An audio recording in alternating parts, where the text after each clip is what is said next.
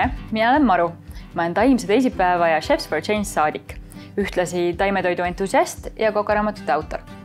Täna kokkan ma koos teiega Tex-Mex roogasid läbi minu vaatenurga ja seda koos Santa Mariaga, kes on Taimse teisipäeva koostööpartner. Meil on plaanis teha praegu 3 rooga.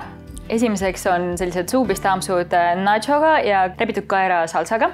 Siis me teeme maisipallikesi, siukse mõnusa salatiga ja kolmandaks on meil maisikreem. Hakkame pihta. Esiteks meil on selline tore asi nagu rebitud kaer, mis on taimne alternatiiv hakklihale. Selle me praeme ära, paneme maitseks talle soola, pipart, natukene sojakastet ja siis segame ta hakitud sibulaga. Selle ma hakkisin ära juba, siis ei pea koos teiega hakkima. Ja natuke tomatit. Lisaks paneme laimi mahla. Hakkame praadima. Paneme pannil natuke õli. Ja siis paneme selle rebitud kaera. Minu eesmärk on see, et saaks ta selliseks mõnusaks krõbedaks. Kui teda liiga pikalt hautada, siis ta kipub oma struktuuri kaotama. Aga mulle meeldib ta just siis, kui ta on krõbe ja mõnus. Natuke pipart, natuke sojakastet ja tšillihelbeid.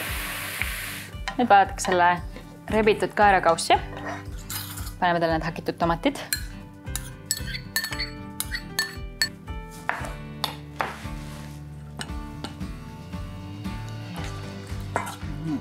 Segame läbi.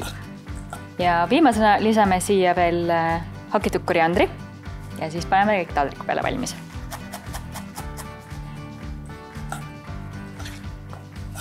Laatame need ilusasti vaakna peale. Siis paneme kõigepealt siia alla natukene musta hummust. Siin sees on veel natukene pipart, soola, tšillihelbeid, tahinit.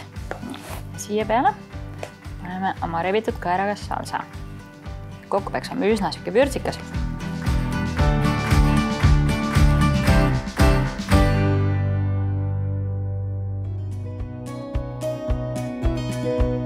Nüüd me hakkame tegema maisi ja tofu palle. Selleks kõigepealt me purustame ära tortilla chipsid, sest et sellest me saame paneeringu ja me saame ka täidi sisse veidi panna. Osa sellest toredast krõbisevast massist paneme endale paneeringuks kõrvale.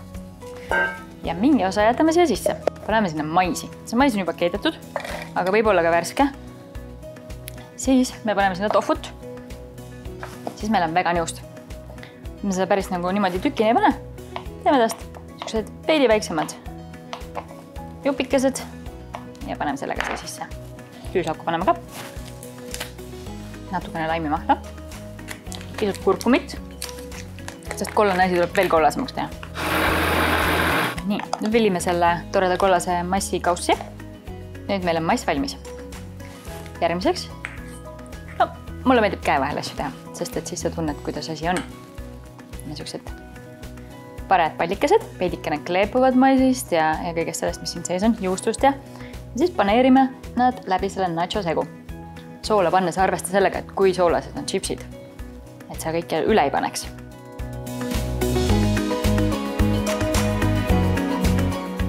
Nüüd praeme nad igalt küljelt kuldseks. Siin on praegu selline kiire salatite segu. Sinna võib panna kõike, mille järgi isu on. Avokaadot, sibulat, kas või seda sama maisi, mingit toredat ürdist kastet või pestot. Ja siis paneme oma need kroketid sinna peale. Täpselt nii nagu tuju on. Ja mis on alati hea, erinevad idud ja idandid. Meie teine roog ongi valmis.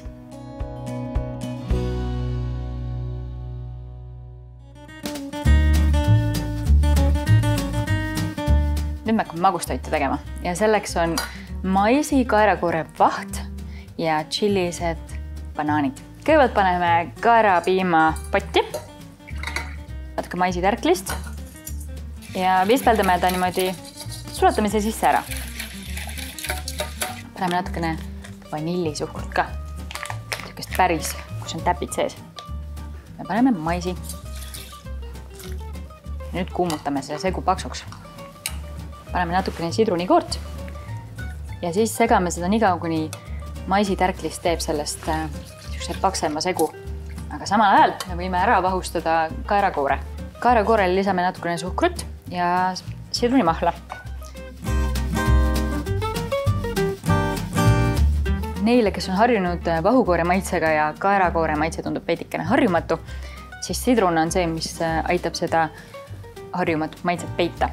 Lisame suhkrut ja vahustame ta ära. Valame selle maisikreemi kaussi ja siis tõstame ta natukeseks ajaks külmkappi tahenema ja jahtuma. Nüüd teeme valmis tšillised banaanid. Selleks korjame kõigepealt ära banaani ja siis lõikame ta viiludeks.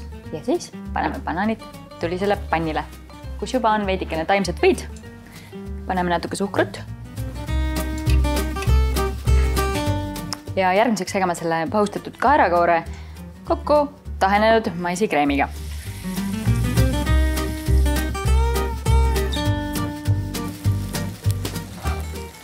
Ilusad karamellised ja tšillised.